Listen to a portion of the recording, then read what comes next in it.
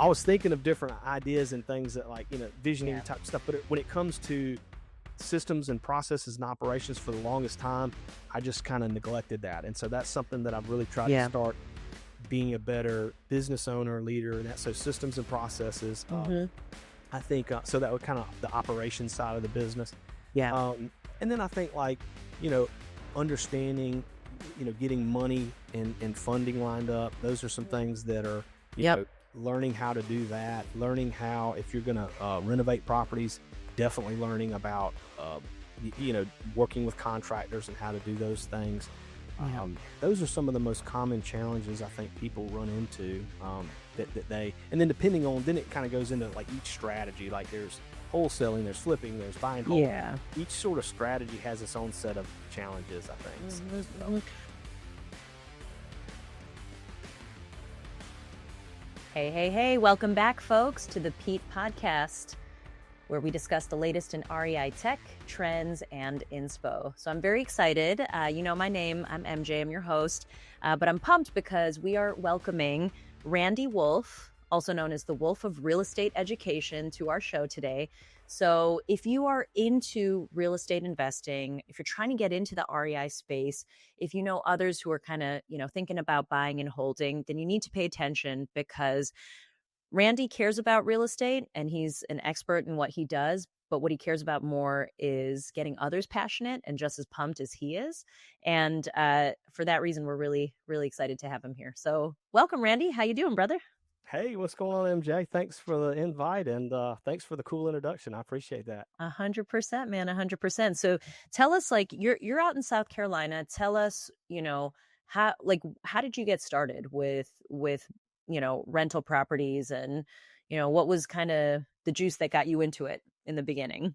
Yeah. So, I started out as a teacher and a coach. So I was a high school social studies teacher. I was a head wrestling coach and assistant football coach, and very passionate about coaching and helping people, but was not making very much money. South Carolina, teachers don't get paid a lot, especially back then. And so basically, I knew that my wife wanted the opportunity, if we were blessed, the Lord blessed us with children, that we would, she'd be able to stay at home with the kids. And so I knew I had to figure something out. And so I ended up, I got my real estate license in 2005 because I didn't know what I didn't know. And I knew that I wanted to invest in real estate, but I knew that I didn't have the money to do it at the time. And so I figured, well, I'll get my real estate license and take that path. And so I did that and, did some direct mail, got some listings, and ended up kind of having a pivot because my father, he spent years in the insurance business. And at the time I wanted nothing to do with insurance.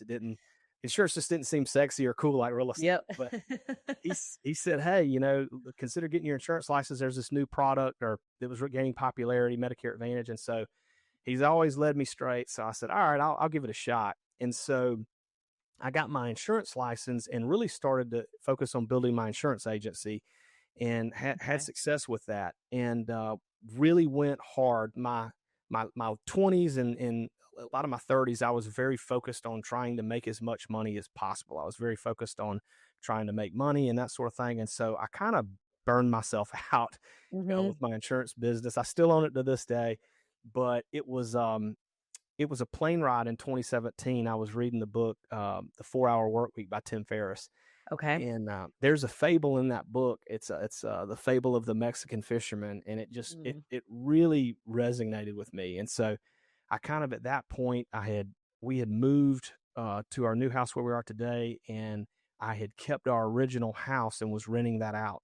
And previous to that, I'd bought some land as well. I was kind of like, buy land and hold it for like 50 years and then it's worth a lot. That was kind of what I thought. Yep. Hold it forever. Yeah, right. It works long term. So I ended up with that property. I had it, and I was actually leasing it to a guy that works for me who was actually one of my former wrestlers. And I just really was kind of dabbling. And then again, kind of cliche, but in 2019, I read the book Rich Dad Poor Dad by Robert Kiyosaki. Yeah. And that just changed my world. And I decided, okay, I'm going to be all in with real estate now, and I'm going to do this. And I'm the kind of person, like, when I make my mind up to do something, like, I'm all in. Yep. Jump Yep. deep in. There's no in between. Yeah. No in between. And so I ended up, I fixed up the house after he moved out. I ended up selling that house on creative finance. I seller financed the house. And I was like, this is great. I'm going to just seller finance a bunch of houses. I'll Mhm. fix them up, seller finance them. This is kind of my strategy. And so the very first house that I bought for an investment was a total disaster. Uh, Okay. In it, in what ways? You got to give us some oh details. man, Sorry to bring you back to the trauma, but I mean, I still have trauma from that house. So, well, I ended up, the one good thing I will say is I bought it with creative financing. So that was another okay. creative financing deal. So the structuring was great, but the renovation process, I had no idea what I was doing. Yeah. Went severely over budget. I underestimated what it would cost, went severely over budget. There was a lot of sleepless nights during that. I mean, it really seriously, because I was like, this is just, everything seems to be going wrong. Mm. And, my intention was to flip it. Like I was hoping to flip it either for cash or to seller financing. And once I got towards kind of the end of the project, I was realizing, I was like, I'm not going to make, I mean, I wasn't necessarily going to lose money, but I was Mhm. looking at making after taxes, like maybe a few $1,000. Yeah. And I was like, this is not worth it. So Stinks. the Yeah. lender that I had at the time, I had built a relationship with him. It was my first deal. We had went to lunch a Mhm. couple of times, really great Yeah. guy. And I said, man, can I like refinance this and like try to get some money out? And because I had been listening to Bigger Pockets and Mhm. other podcasts, and he was like, yeah. And I was like, okay. He Let's said, go. yeah. Okay. So I did that. I Yeah. rented it out. I got all of my capital back, and that was my first BRRRR. And from there, I just started doing that over and over and over. And then fast forward, I got into a 8 unit or eight house portfolio, bought that with Mhm. creative finance with no money down. Like I just started to it just started to snowball really Yeah. fast, because like I said, when I'm all in, I'm all in. And so that was kind of my journey, was primarily rental properties. And then along the way, I was doing some fix and flips, Mhm. not much wholesaling. In South Carolina, I was doing some double closes where I'd actually buy them and sell them the same day. I'd Okay. buy it, close on it, and then sell it that afternoon. So stuff like that. And just kind of evolved to where it is today. That's wonderful. Well, and thanks for taking us, down that path so we can kind of understand, how you got to where you are now. It makes sense to hear that if you were a teacher, I didn't know that about you. Yeah. So wait, what subject were you teaching? And this was high Social studies. schoolers? Okay. Social studies. Yeah. I was a history teacher. Yep. Oh, that's awesome. So you're a history teacher, and then you said you were a wrestling and football coach or wrestling coach? I was a head wrestling coach and an assistant football coach. So Crazy story. I actually got to go back to my alma mater and be the head coach there, and then wow. start a new program in a new school when it opened. So Mhm. it was a great experience. Yeah. I mean, what could be better than reliving the glory days also? Exactly right. Gotta say, man, come on. I love reliving the glory days. That's every man's dream, right? Like Exactly. that's stellar. Yeah. 100%. Hmm. Well, and so I got to take you back. I'm curious because you said that fable that you read about the Mexican fisherman Yes. was kind of game changing for you. Can you share with us a little bit, about Yeah. that tale? Yeah, absolutely. I'll probably butcher it, so sorry, Tim Ferriss. I think he got it from somewhere else, but in essence, what it is it's a really successful Harvard businessman that is basically working himself to probably a heart attack, and he's Hmm. just and that's where I was like with my insurance business. I was just very I was growing it as fast as I could. I was like grind hustle, Yeah. and so I'd burn myself out. And in this fable, the doctor says, "Hey, you need to take some time. Like you need to take it easy." And so he goes to a little small fishing town in Mexico, and he can't sleep because he's thinking about his business All back the home. stuff. And Yeah. he goes out to the docks, and when he gets out on the docks, this fisherman is coming in, and he has a couple yellowfin tuna, and he's like, "Oh, those are nice, and Hmm. the man responds in English, and so they start having this conversation, and he tells the man like, "Well, why are you coming in so early? You've only got a few. Like you should keep fishing. Like what are you doing?" And Mm. he says, "I have enough Okay. to feed my family and to give to a few Yeah. friends." And he says, "Well, dude, what do you do with the rest of your time during the day?" And he says, "Well," he says, I hang out with my wife Maria and play with my kids." He said, "I stroll down to the town in the evening to sip wine with my amigos and play my guitar." He says, I've Love got a that. very full life, and Yeah. the guy says, "What, you're doing it all wrong." He says, you need to build a big business, and then eventually, you'll have to move to Mexico City, and then eventually Los Angeles, and then New York, and you build this fleet. And he goes through, he says, well, how long is that going to take? He's like, I don't know, 15, 20 years tops. And he's like, well, then what? And he goes through and he's asking these questions. And finally he gets to the end and he's like, where he's made all this money. And then the man says, well, okay, senor, but then what? And he's like, well, Hmm. that's the best part. Then, you can move to a small Mexican coastal fishing town where you can hang out with your wife and play guitar with your amigos. And it just kind of like, That's it amazing. goes back to the core question of, Hmm. constantly asking yourself why. And that's one of the things when I, teach and coach people, I'm like, what is your why? Like really focus on that. Like, Hmm. and it's okay if that changes over time a little bit, but having an understanding of, cause like, for me, I had to kind of step back. I'm like, why am I doing this? Like I'm working so hard and it's just like, I'm Hmm. kind of burning out. It's like, what is and of course for me, I was very motivated to provide for my family and Hmm. my children and give them a better life, and that sort of thing. But Yeah. at some point you got to like, okay, what do I want my life to look like? Hmm. And so anyway, that was very, Yeah. the book itself has a ton of other great mini retirements and travel and that sort of thing in it that I really resonated with, and automate Yeah. and delegate and that sort of stuff. So No, I love that. And I think like so many entrepreneurs, similarly get rolling on an idea and then they're just execute, execute, execute. yeah, And either you might lose sight of your original why yeah, or not take enough time to pause and say, is that still my right. same motivation or have things changed? And is it okay for me to now change my strategies as well? Right. 100%, 100%. Yes. I think people's why can change. I think Hmm. when you're just starting out, if you're just starting out investing in real estate, Yeah. it's okay to have your why as, hey, I'm trying to maybe quit my job. I don't like my job. I want to be able to have Mm. enough money where I can quit my job. But then eventually it's like, okay, but then you've got to kind of continue to evolve a why, ask yourself why. And that helps you to Mhm. kind of know where you're steering the ship. Because if you don't constantly kind of check in with yourself on that, then you're just sort of going Yeah. in circles maybe. Yeah, or you're just treading and you don't Yeah, and you might even be burning out while you're treading water and not really 100%. understanding the direction you're moving in. Of So course.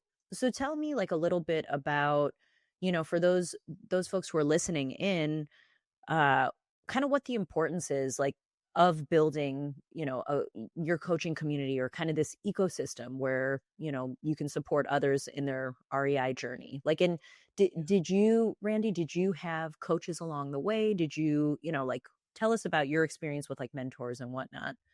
Yeah, Yeah. definitely. So, I think that for me, first, it's just I'm truly passionate about helping people, and Mhm. it goes back to I think before we got on the meeting here, I was talking about how I really had to ask myself, okay, like take everything else out of the equation. Like if I had $100 million just sitting in my Mhm. bank account, like what would I do? Yeah. And Yeah. I was joking. The first thing I do is continue to travel. I traveled the world for a while and surf and all that stuff. Yep. Because I love that. I love the ocean. But then it's like, okay, now what? Like, what would Hmm. you do?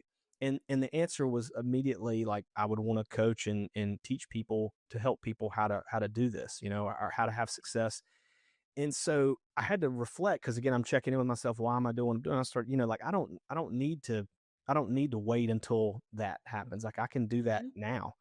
And so for me, I've just always felt compelled to kind of help people and give back. And I'll say this and just full transparency, it's as selfish as it may sound, like I get a lot of satisfaction when I can help somebody. So it's Hmm. beneficial to me too. Sure. Like when I have people reach out to me, how are you doing what you're doing? And, tell me how I can do this. Like, and I tell them something and it blows their mind. They're like, Hmm. man, thank you. Like that makes me feel good. I like that. And so, Yeah. but as far as like, I think it's important that so many people get caught up into the education piece of it that are starting out and they don't take action. And so for Yes. me, Yeah. I kind of felt like, okay, like I have a YouTube channel that's all about like teaching people how to do it. And then Mhm. so many people get just sort of stuck into that kind of, paralysis Well, analysis. it's scary taking that first step, right? Oh, yeah, So, I 100%. know you get it, yeah, Yeah, but that is very apt, is that, yeah, the only way to really, really learn, yes, especially when it comes to investing, is rip You the got to band-aid get off and do it, you know, massive step by imperfect step. action. Yeah, I learned so much from that first renovation, Yeah. that's where I really, took my licks and learned. And so Mhm. the idea of a community, I think, and I think this is how a lot of other communities work, is the idea of kind of being in it together and taking action, like while you're learning and while you're getting educated. And so I thought, for me, I was like, do I want to have more one-on-one type of coaching, or is it something? I was like, I think a community is great, to Mhm. where it's like together people can interact with each other and take action and learn as they, learn and earn at the same time, so to speak. So Mhm. so that was kind of my thought behind that. And it was a way that I could give back, but then also, offer, if someone just is like, hey, I'm in the education phase, I want like free information, then obviously the YouTube channel is great. If they're looking to kind Yeah. of get more involved and plugged in, then the community is a great option. But yeah, that's Yeah. kind of what I'm looking at. Eventually, I would like to have the focus of my time being primarily on that, Okay. and have my real estate business and other businesses that I own just kind Just of, kind of run themselves. yeah, Yeah. yeah. Yeah, yeah, 100%. Well, it does your coaching community, do you have a name for it yet? Have I do. you? It's real estate investors starting strong. Okay, nice. Um, and I guess, like, what, in your opinion, what makes a good coach? You know what I mean? Like, what makes a coach, right? I'm kind of asking you to like put yourself like Yeah. on the like No. in the hot seat right now, right? Um, but yeah, what makes a good coach when people are kind of out there thinking about like, hey, I would like some guidance Hmm. as I get into this, but I'm not even sure where to start when it comes to finding a mentor. So Right. like, what should I look for? You know? So that's such a great question, MJ. I'm glad you asked me that question. Mhm, So, mm. All right. um, This could be the Randy show, but like let's go for, you know, let's I'm let- loving the question. So I kind of relate that back to my coaching athletes, like coaching Mhm, wrestling and coaching football and that sort of thing. So, to what makes a good coach? I think you could be someone that's very, very good at the thing, but mhm. not a good coach. And then I think there's people who are Yep. very good at the coaching, but not necessarily good at the thing. Mhm. So, there's there to Fair. equate it to like wrestling. There's a lot of um, coaches that are good at coaching it, but weren't necessarily good at wrestling, or maybe they were wonderful, like they were really good wrestlers, but they don't Mhm. know how to coach. So I look at that as like with real estate, like it's good to have someone that is not only really good at investing in real estate, but Mhm. also is good at coaching and giving people that information and teaching them and guiding them on how to do that. So I think that's a big part of it right there. And that might be kind of a simple answer, but I Yeah. think that's what really is having both the skill set of teaching and coaching people, but then also doing and knowing the thing that you're coaching about, versus just being like, I'm going to coach on Mhm. this thing or teach people about this thing, and I've never really done it. Yeah. That's why, 100%. that's why for me, like, I Yeah. have a commercial property. I own one piece of commercial real estate, but commercial is not my specialty. Mhm. So I'm not the guy to coach people on, buying commercial properties yet. Mhm. Eventually, like, I'm going to probably add more commercial stuff to my portfolio. But like, like when it comes to like buying houses, when it comes to buying rentals, Yeah. that sort of thing, like that's kind of my jam. And so I can Yeah. run it, and then I can help people learn how to do it with, creative financing, or different strategies, that sort of thing. So No, I think that's great. And like for those that you have worked with, and even just from your own personal journey with investing and with the BRRRR model, withholding, what are some of the most common challenges that you've come across or that you've helped other people kind of navigate, you know? yeah. So I think the one that like no one really wants to hear it, but I gotta say it is mindset is a big Hmm. one. That's not necessarily like a tactical thing, like a strategy, but like mindset is really key. And I Yeah, it's think kind a of the lot. foundation. Yes, the foundation. So I Yeah. think having the right mindset, like we Hmm. talked about a minute ago, so many people get caught up in the education piece and reading and watching and all that, but they don't do it. So that's the first thing. The second thing is, I think probably for almost anyone out there, would be deal flow. Okay. Learning how to find deals off market, um, particularly if Yeah. you want to wholesale and flip. Now you can work with wholesalers as a flipper or buying whole guy, or girl, but like basically like deal flow. I think systems and processes Mm-hmm. is a struggle that a lot of people have. You Yeah. know, for me, I am very, and I don't say this in like a braggy way. I say like I'm very much a visionary. I'm an Hmm. entrepreneurial visionary person, but I am not great when it comes to systems and processes. Hmm. And You would not be the first person, the yeah, first entrepreneur to say that, right. So Yeah. Like I'm all over the this is place. common. Yeah, I got all these things going on. I have Hmm. every week I've got a big idea, and it's like, Yeah. or every day probably. I'm constantly just thinking. Like I was up literally this morning at about 2:30 this morning, and I Hmm. was awake and I was just thinking. Preparing for this Nothing podcast. more, just thinking of ideas. Yeah, yeah, Yeah. I see, Greg. Like I was thinking of different ideas and things that like visionary Yeah. type stuff. But when it comes to systems and processes and operations for the longest time, I just kind of neglected that. And so that's something that I've really tried to Yeah. start being a better business owner, leader, and that. So systems and processes, Hmm. I think, so that would kind of the operation side of the business. Yeah. Um, and then I think like, you know, understanding, getting money and funding lined up. Those are some Hmm. things that are, Yep. learning how to do that, learning how, if you're going to renovate properties, definitely learning about, working with contractors and how to do those things. Yeah. Those are some of the most common challenges I think people run into, and then depending on, then it kind of goes into like each strategy, like there's wholesaling, there's flipping, there's buying whole. Yeah. Each sort of strategy has its own set of challenges, I think, so Hmm. as well. Hmm. Well, and on that topic, what attracted you to, you kind of touched on this a little bit, Yeah. but to the buy and hold strategy versus when you were first getting into real estate? And I know you said you've flipped a few, Mhm. you might wholesale like a bit more in the future as well. But I guess, what attracted you to that primarily to get started? Yeah. So for me, my insurance business, my agency that I have, there's a Hmm. lot of residual income from the type of insurance that my agents we primarily write. So we primarily our main business that we write is called Medicare Advantage. So we do Medicare Okay. Advantage and Medicare supplements.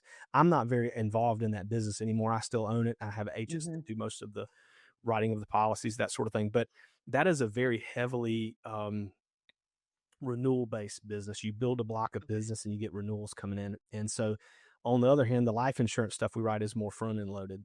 And Hmm. so, for me, I became, when I started like writing business, when I was like, while I was teaching and coaching, I was going out in the evenings and on the weekends, Hmm. and I was writing business, and I started making more doing that evenings and weekends than I was teaching full time.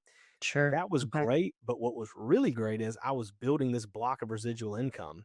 And Okay. so I saw the power in that. And a lot of people start out with wholesaling or that sort of stuff, but I really saw the value in that. And I had the means because of my insurance business to Hmm. where I was able Hmm. to kind of start that way. And so Okay. I like the idea of, you know, building a consistent stream of passive income. And like, as we all know, you know, rentals are not completely passive per se, but you build Yeah. this stream of reoccurring income, and so that was Hmm. kind of more in line with what I wanted to do from the jump, Yeah. versus like, hey, I want to go out and try to make a bunch of money so I can leave my job or whatever. Like, I think people who are getting started out, if their why is I hate my job, I want to be able to invest in real estate full time, Hmm. Hmm. probably aren't going to start out buying rentals. I mean, it's just the reality of it. You can maybe do some burrs and stuff, but interest rates Yeah. where there are, you've got to really buy them right to do that. And so, Yeah. probably someone that needs to leave their job is going to start out wholesaling. Um, and I'm not even saying that's the best way to start out. I'm just saying that's what the majority of That might new be the individuals. reality. Yes, the Yeah. reality. Yeah. They need today money. And Hmm. then I try to teach and coach people like, hey, while you're getting that today money, also be getting that tomorrow money. So Hmm. like, if you're wholesaling and that's awesome, or you're flipping, that's awesome. But like, keep one every now and then, buy, Yeah. you know, buy Yeah. buy two, keep one, like, or Hmm. buy like three of them, wholesale three of them, and then have one that you keep. And because it's never too early to start, in my opinion, Yeah. uh, to start that, to building that residual income. So Yeah. that's And kind of building your my, portfolio. yeah, that was No, kind I of think that's great. And you were kind of talking about this, the importance of systems. So like, I'm curious to hear more for folks who are tuning in, do you have, since you have like a pretty developed portfolio at this point of rentals, my. do you have a property management company in place? Uh, if you do, how soon did you kind of, like how many rentals in were you like, okay, it's time Yeah. now? This is a good Yeah. investment. So I'm still learning that myself. Okay. So I started out self-managing my Yep. properties. Mhm. And I ended up, when I bought that portfolio of 8 houses all at one time, like that had property management in place. And Okay. so I decided on those, hey, I'm going to keep the property management in place. But I personally really felt strongly I wanted to understand and learn property management because I felt like it, and maybe this is a limiting belief, but I felt like I Mhm. needed to understand it before I could hire a property manager and understand what's going on. That Now that there's some doesn't sound basic, limiting. I think yeah, that's like you're trying to I get it. There's some, yeah, yeah, who just go straight to, but right, I think if you have the bandwidth for it and the curiosity, it can only help you make more informed decisions yeah, moving forward. Whether you use a property manager, a third party company, you self manage, whatever it is. yeah. Yeah, I I think agree. that's good. Mhm. I think so, and I think that's kind of why I did it that way. And then, my property manager that I have, like, or that I had, he and I are still friends, and we do some stuff Mhm. together, business wise here and there. But I ultimately really wanted to have more control over certain aspects of property management. Have more Yeah. control over the systems and processes. Even though I'm a terrible systems and process guy, like have more control over things so that it was done the way that I kind of wanted it. Mhm. So I Mhm. ended up bringing it all back in house, and we still self manage. I have an assistant that really Okay. really helps me with that. I have my I call him. He wears many hats, but Chris that works with me, like I think you've met Chris. Like he helps me with like he's really like acquisitions, but he does help with some property management stuff. So Sure. um, we have it in house, and Okay. it Yeah. works. Over time, over time, I've developed a lot of systems and processes to help it run smoothly. We obviously have technology. We have Pete, which I can't Mhm. say enough about. We've been very happy with Pete and pleased with that. It definitely helps us keep things organized, and with not only with that sort of stuff, but also particularly with our leads that we have coming in for Mhm. acquisitions. We use software TurboTenant is our Mhm. rental management software where we can Yep. accept payments and those sort of things. Yep. Um, and I have just constantly, because again, I admit it is not my strong point.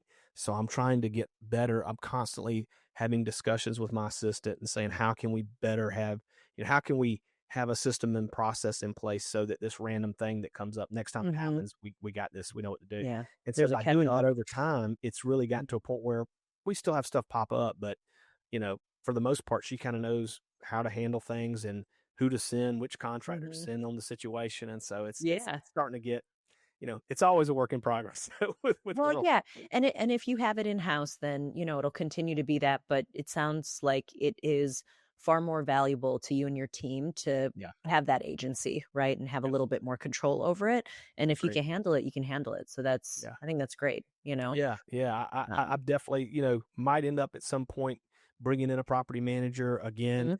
Mhm. But at this point it's working, you know, Yeah. I think, I'd be lying if I didn't say there's sometimes where I really rental properties are very frustrating. Like some days I'm asking, why am I doing this again? Like this is, You're like, "What is but my why?" what is Well, my, really, yeah, what is my because this why? is kind of, but yeah, so, Is that my but why? it's, I think anybody goes through that, Yeah, so I yeah. think that's fair.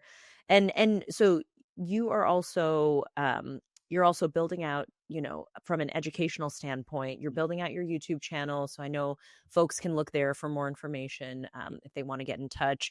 And again, like I can't say enough, if you are just getting into real estate investing, if you're looking for a mentor, a coach who's kind, strong, super competent, super professional, but also fun.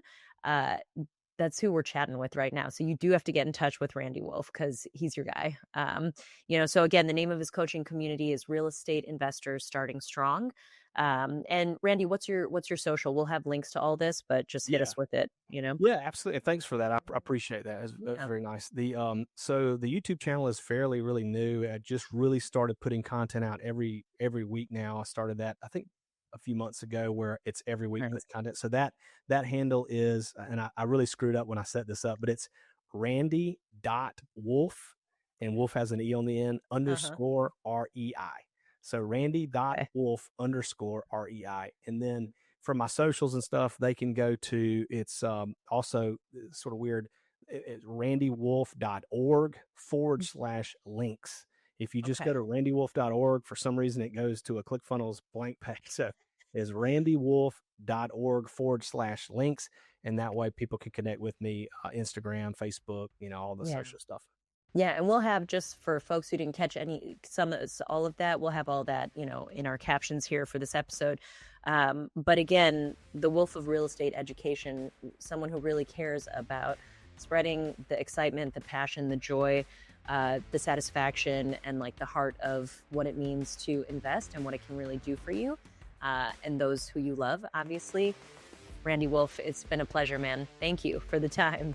Thank you so much, MJ. I appreciate you having me on the show today, and look forward to seeing you at the next event. Yeah, likewise, man. Talk soon. Awesome. Take it easy.